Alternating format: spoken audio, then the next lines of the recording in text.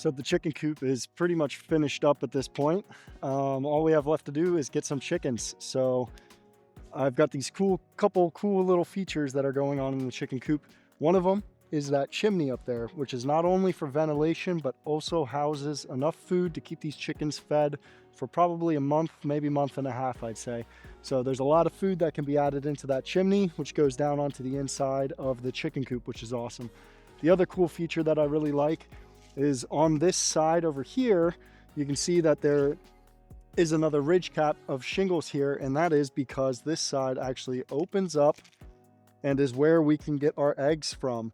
So I thought that was a cool other feature, and with how well it blends into the rest of this chicken coop. So it is turned out really, really nice. I am super thrilled with everything here, the automatic door, the hand railings and everything like that. So let's give you guys the grand old tour. Make sure to like and subscribe. It definitely helps me out so I can continue to build these cool little things and show you guys everything that's going on. So hope you guys enjoy the video, and here is the chicken coop.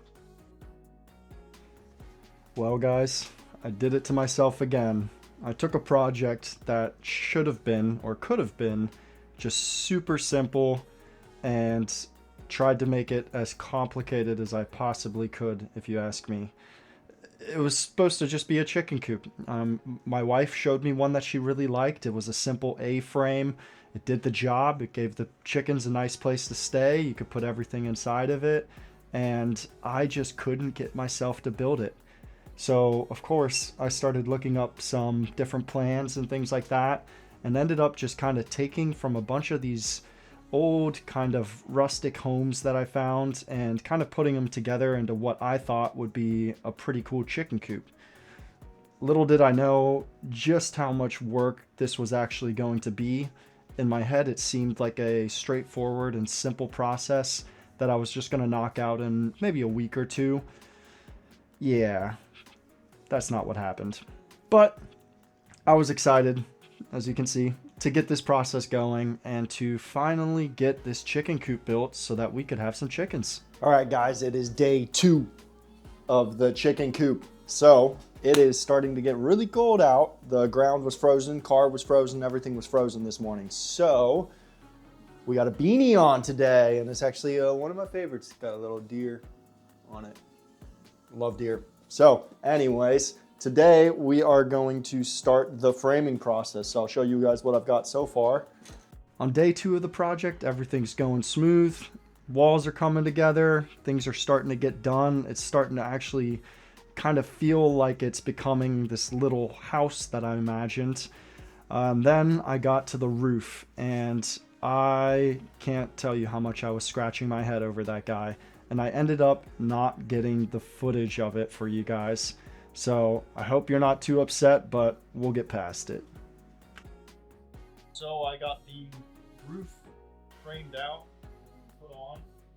Trust me, that's a process you guys probably do not want to see. Never speak on my behalf.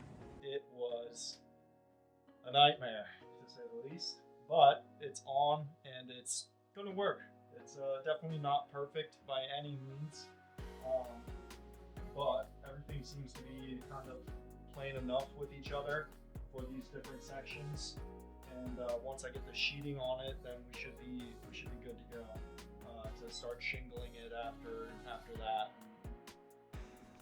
I can't even tell you guys how many times I had to recut pieces for that roofing section and just figure out these angles and everything like that, just to get these valleys to have like the same pitch to them all around the roof. I even asked people on Facebook and roofing groups and things like that if they could draw it out for me. So many people responded with just put a flat roof on it, just put a lean-to roof on it over the entire thing, and nobody was really able to help me with getting these angles all kind of lined up and stuff like that.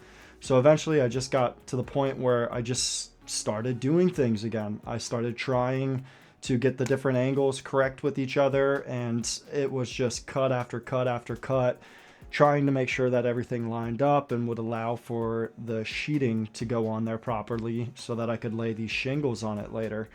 And yeah, it was a nightmare. But the cool part was eventually I got it done. So I just had to just start doing it and then figure it out as I went. So once that roof was all done, I went ahead and took the vapor barrier kind of material that they have here that they put underneath the roofs and things like that.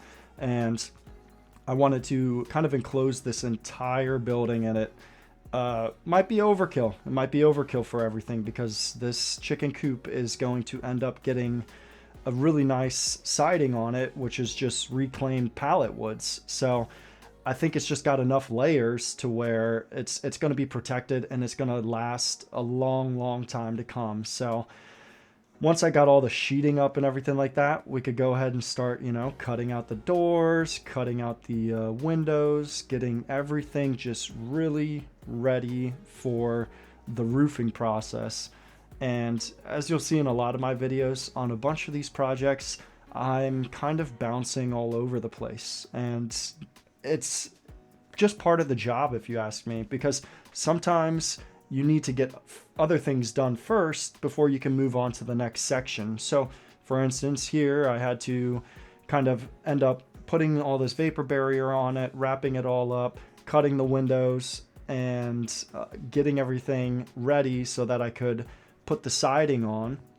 And then you'll see later on, once I put the siding on, I realized, well, I can't finish the bottom portion of the siding until I get the roof shingles on. So I need the roof to kind of go up underneath the siding so that I can seal everything in and all these kinds of things. So I think it's just completely normal to just bounce all over the place kind of when you're doing these projects. As long as you just keep doing something and moving forward, you're going to get there at the end of the day. So, and like I said, this chicken coop, I was hoping it was going to take me, 1 to 2 weeks to kind of finish this guy.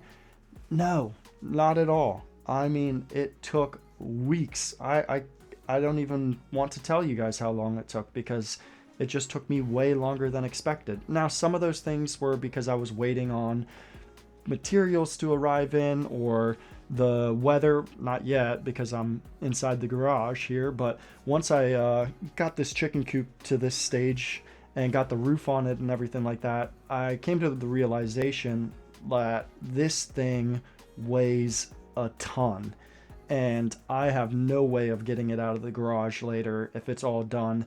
So I went ahead and called over one of our kind of family friends, and he came over, took a look at it, told me it's not possible to move it out. I mean, he tried to lift one of the sides of it, and I just had to really convince him that we can do this together. And so he grabbed a side, I grabbed a side, and it was probably the ugliest thing I've ever seen with us moving this thing out of the chicken coop.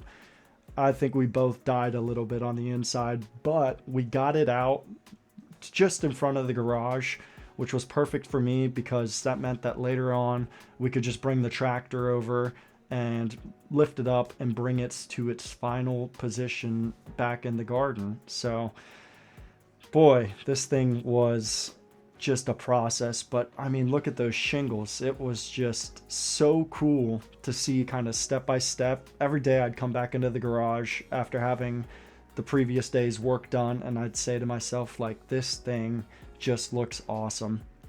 Now, I'm not sure if I messed up by painting it at the end of the day, because looking back at it in this video, it looks so cool with the natural wood on it and everything like that.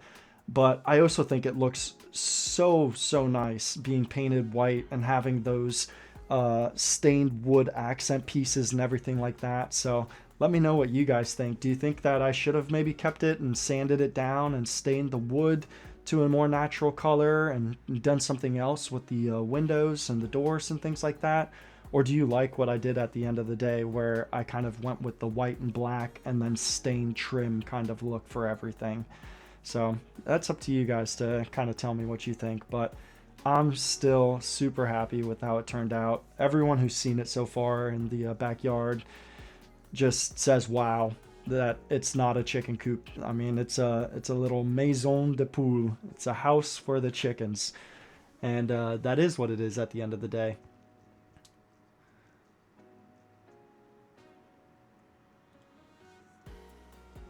I was super excited to get this decking installed.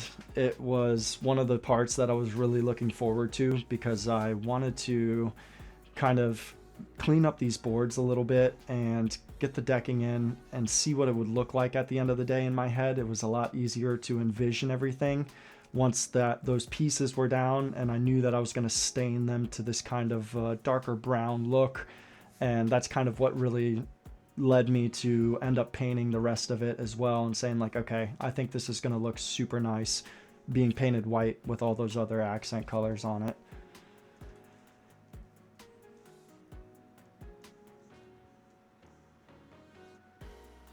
Wow.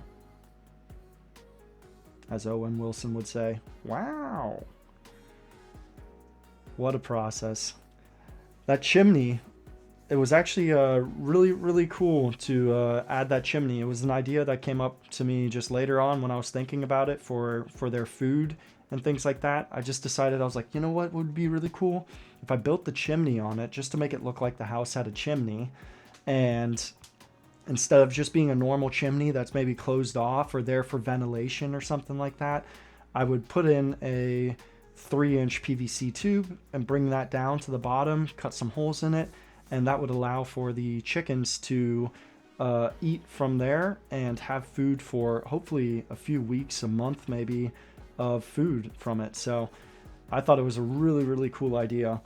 And at this point in the video, I was also starting to post some short form videos of the chicken coop, and just to show people, I was so excited to show people what I've been working on all this time, to where I wanted to get some videos out there. And in one of the videos, I asked people what they thought the chimney was actually for, because there really is no point in having a chimney on a chicken coop, you know? So I wanted to see if people could guess what the secret was behind the chicken coop, and nobody was able to guess it right with the food. But I did have this guy, he's also got a YouTube channel. It's called The Idea Garage, and he does a lot of cool things based around like 3D printing and woodworking in the shops and things like that. So go and check him out. His name is The Idea Garage, and it's a really cool channel, especially if you're into 3D printing and just all kinds of different projects. I always make sure to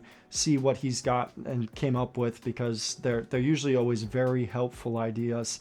And he ended up commenting on my video and asking if it was for air ventilation, and it was not. It was for food. But I was like, you know what? Actually, I should do it for both. So thank you, Idea Garage.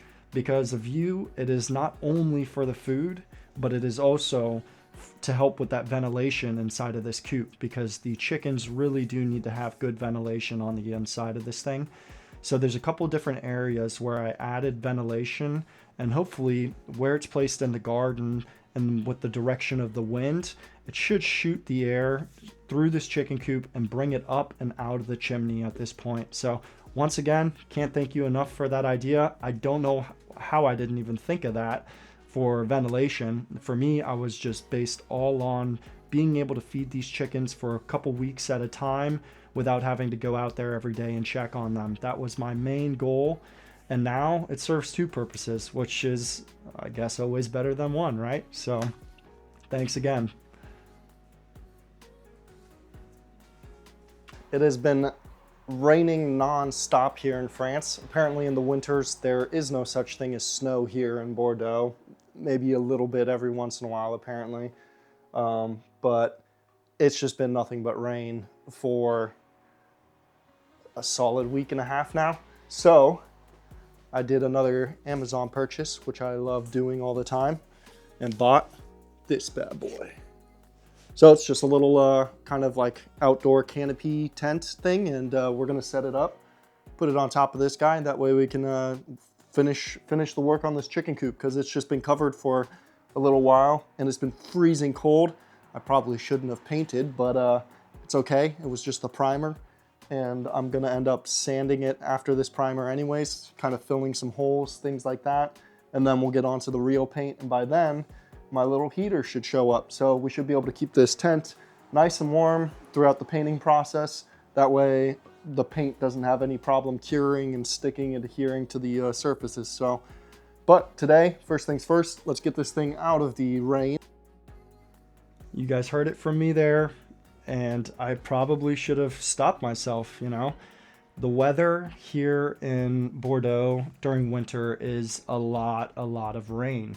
And the humidity, the cold, all of these things are just working against you when you're trying to paint. So I don't recommend trying to paint here in the wintertime when you're outside and things like that. It's just not a good idea.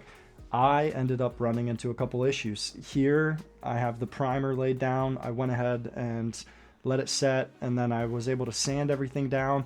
I thought everything was going to be just fine. I mean, at this point, everything seems to be okay. Everything was dry, everything was staying on the wood, and I didn't have any issues. So I went ahead and set up that tent to keep the weather out of play here as much as I could, and wanted to just move forward because it was just starting to hold me back at this point, not being able to paint, because then I couldn't move on to staining, and I couldn't move on to putting in the windows and the trim and all of those things until the paint was done. So I took a chance, I took a risk, and I went ahead and painted everything. And you'll see later on, there's a couple of spots that did not cure properly. And so there's a couple of spots on this chicken coop where I was able to just take a cloth and wipe it, and it brought back straight to the wood. So yeah, lesson learned. Definitely don't paint when it's freezing cold outside and wet and rainy. And I knew that. Cool. That's awesome, right? Now it's time to remove the tape. This has got to be one of the best parts of the project, is when you can finally remove all of the plastic and tape and just see how awesome that contrast is between those black shingles and the natural wooden windows and support brackets. It's just awesome. And I was so excited to just get the rest torn off of the patio area as well, so that I could start to work on this guy.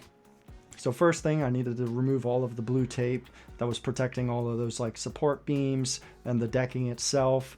And then I just made sure to really blow everything off with the compressor, get everything cleaned up, and really get it ready for the staining process. So I ended up having to apply this stain 2 or 3 different times to get the color that I wanted from it. And afterwards, I was able to seal it in with oil, just to kind of help with the longevity and keeping that moisture out.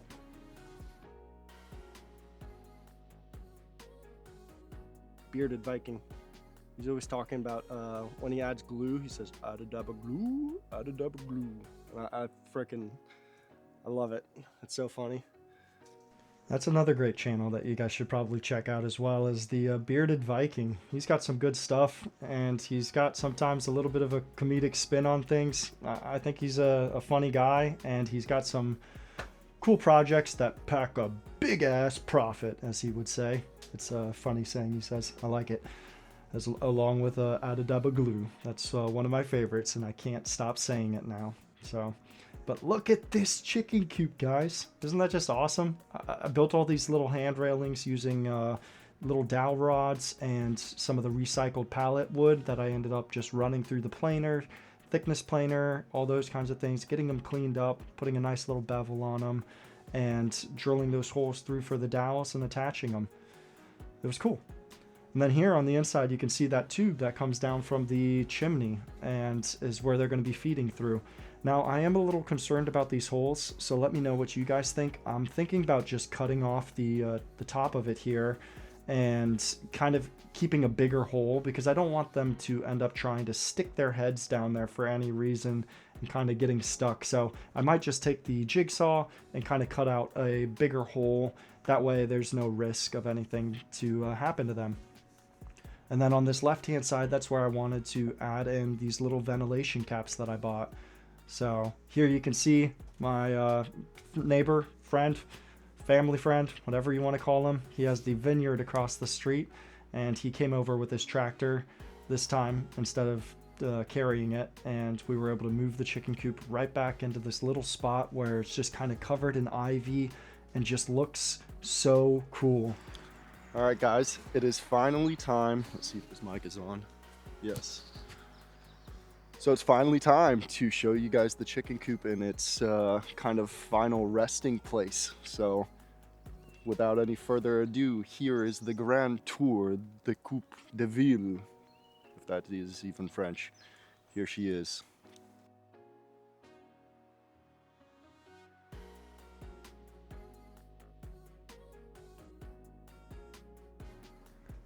I hope you guys enjoyed the video on how I built this ridiculously overbuilt chicken coop. I think it just turned out so beautiful, and I hope you guys like it. And if you could, drop a like on this video, hit that subscribe button, and let me know what project you think I should build next. I'll see you guys soon.